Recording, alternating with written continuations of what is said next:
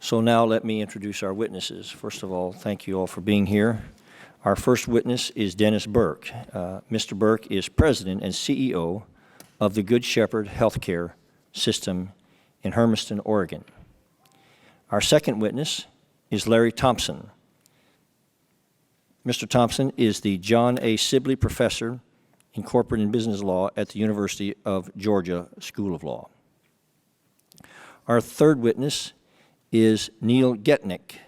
Mr. Getnick is the managing partner at Getnick & Getnick, LLP in New York City. Our fourth and final witness is Jonathan Diesenhaus. Did I get that pretty close? Yes, sir. Mr. Diesenhaus is a partner at the D.C. office of Hogan Lovells. Each of the witnesses' written statements will be entered into the record in its entirety, and I ask that each witness summarize his or her testimony in 5 minutes or less. And to help you stay within that time, there's a timing light in front of you. The light will switch from green to yellow, indicating that you have 1 minute to conclude your testimony. When the light turns red, it indicates the witness's 5 minutes have expired.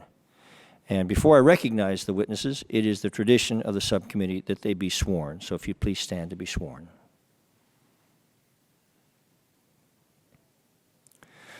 Do you solemnly swear that the testimony that you're about to give will be the truth, the whole truth, and nothing but the truth, so help you God? You may be seated, and let the record reflect that the witnesses answered in the affirmative. And again, I want to recognize all of you in the audience, and I would now recognize our first witness, Mr. Burke, and if you'll turn your microphone on before beginning. Get close there. Thank you, sir. Thank you. Good afternoon, Mr. Chairman, members of the Constitution and Civil Justice Subcommittee. As introduced, my name is Dennis Burke. I'm President and CEO of Good Shepherd Healthcare System in Hermiston, Oregon, where I've had the pleasure of serving for the past 27 years.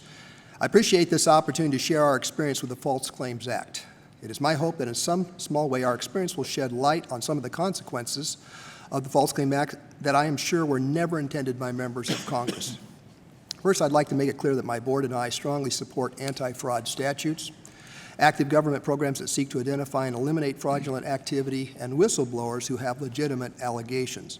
Fraud harms all of us, reduces limited resources for bona fide health care purposes. I will be brief today, but it is my hope that you'll find an opportunity to read the more detailed written account of our experience as outlined in the letter attached to my statement addressed to Senator Ron Wyden dated August 23 of 2006.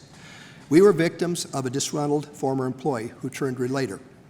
Having said that, we could just as easily have been the victims of a rogue employee who intentionally violated our policies and procedures. The process would have been the same. Sadly, the FCA makes no distinction between organizations that are victims of false allegations and those that have proper anti-fraud measures in place but fall victim to rogue employees, just as it makes no distinction between organizations that are doing everything they can and should do to prevent fraud and those organizations that take minimum precautions. What happened to us is what I would call an overreaction that costs us dearly in terms of both reputation, dollars, and cents. In the end, it was determined that we had not defrauded the government, and the Department of Justice dropped its investigation. This is what happened. In 2003, agents from the FBI and the Oregon Medicaid Fraud Unit visited our hospital asking questions about our billing practices. A few weeks later, we were raided by a team of agents who came to the hospital at night, took records. Our hospital counsel was ultimately able to ascertain that a qui tam case had been filed against us, but was sealed so that we were unaware of the nature of the investigation. The federal court in Portland, Oregon made the FBI affidavit for the raid public. Our local newspaper, the Oregonian, featured all the allegations of the complaint. These stories were extremely damaging to our hospital's reputation. We even had a visiting physician clinic threaten to discontinue their relationship with the hospital. The qui tam relator's allegation included every fraud hot button at the time. This included lab unbundling, physician kickbacks, 3-day window billing violations, upcoding, billing for services not rendered, and others. Due to the nature and scope of the allegations, the investigation was heightened from a civil to a criminal investigation. At the time of the raid, I was told by an agent that if even part of these allegations were true, someone was going to jail. During the course of the investigation, the government began to discover significant differences between the relator's allegations and actual hospital practice. In a matter of weeks, the government scaled the investigation back to a civil investigation. Over the course of 2.5 years, the majority of the allegations were dismissed outright. However, the investigation did reveal that we had some irregularities associated with our emergency room billings. We'd installed a new computer system, and the department manager had inadvertently programmed the billing system such that the emergency room medical director's name appeared on all of our billing forms as the treating physician, and the treating physician's name appeared as the consulting physician. Because of this error, the Department of Justice requested that we perform an extensive audit at our expense through an independent third-party reviewer recommended by the Department of Justice. The results of the audit showed that all services were provided by qualified physicians and that services were appropriately coded. In fact, the audit revealed that Medicare and Medicaid was actually slightly underbilled vis-a-vis the level of coding that could have been supported by the documentation. Following the results of this audit, the State Medicaid Fraud Unit at the Department of Justice dropped their investigation. In its entirety, we were subjected to a humiliated raid and an investigation by the federal government due to a disgruntled former employee. The relator took advantage of the law's protections to, in essence, throw everything on the wall to see if anything might stick. We experienced a 3-year investigation which consumed hundreds of internal man-hours and well over $1 million in attorney fees, consultation fees, and undeserved settlement costs, not to mention the significant harm to our reputation. Having experienced what we consider to be a frivolous complaint of false allegations and an expensive investigation, here are our observations. Relators should be required to demonstrate that they have brought their concerns to the attention of the targeted organization before they bring the matter to the government. Without being required to make specific allegations, it is not fair that targeted organizations like ours are subject to over $1 million expenses, and in the end, the accuser is able to just walk away and say, oops, I guess we were wrong. The penalty provisions of the False Claims Act are astronomical.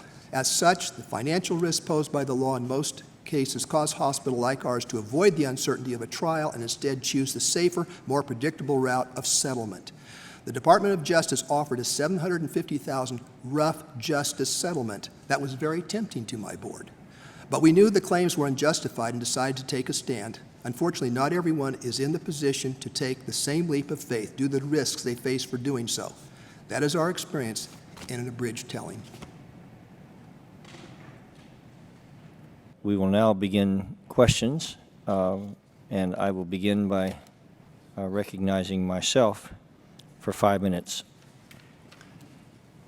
Mr. Burke, you had mentioned in your testimony that you had been offered a settlement from the Department of Justice, and I guess the first question is, what was the process that caused you to answer that question no? I mean, why did you reject that settlement? And in the end, wouldn't it have been, the question occurs, would it have been cheaper for you to accept the offer given the man-hours used in the investigation and the overall legal costs? Well, thank you for that question. Yes, we were offered a settlement, and it came probably sort of mid in the investigation, where some of the I think there was a understanding of generally what was involved, but the fine details had not really been arrived at. We were offered a $750,000 and their term rough justice settlement. Our decision was a hard one. In fact, it was very tempting. We had board members that felt that this was the way to go, and but we had others that, as we looked at what we did, we thought, this is not right, because there is a stigma that goes with a settlement. And frankly, if we had settled, I wouldn't be here testifying today. We would be another check in the success column of the FCA, and with no ability to really tell our story and what the issue was. And so we chose not to. We chose to go forward, even though it probably cost us an extra $250,000 in legal fees in order to continue the process to get to the point where both the Department of Justice and the State Medicaid Fraud Unit dismissed the claim. Thank you, Mr. Burke. So now this concludes today's hearing, and I want to again thank you all for attending. Without objection, all members will have 5 legislative days to submit additional written questions for the witnesses or additional materials for the record. I thank the witnesses, I thank the members, and I thank the audience, and this hearing is adjourned. I'm sorry you had to go through that, but my apologies. Anyway, Thank you. I guess we'll see.